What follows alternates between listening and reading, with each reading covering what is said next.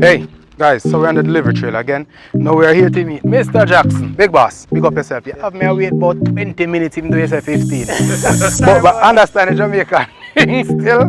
But 20, yeah, we know say 20 minutes actually mean about 40 in Jamaican time. But I appreciate it. I appreciate your effort in being here on time. Just like how I'm sure you appreciate us always delivering to you all the time, on time. No, I don't know if. Oh, wait, you hear that? Within budget. I don't know if Jermaine, I told you. Jermaine, your favorite. Jermaine, right. You know Jermaine personally all the while. Here with the fucking again. Alright? No, as I tell you before. Right here, you're filling your inbox now. Right. And after that, your neighbor, good neighbor you have there. Oh, your neighbor and I look out for you while you were out. Yeah. Them, I give it a friend or a family. Invite them to the family. Yeah. And then to good service. Yes, man. Yes, man. Yes, man. Yes, man. Brilliant. How long you been in the area, though?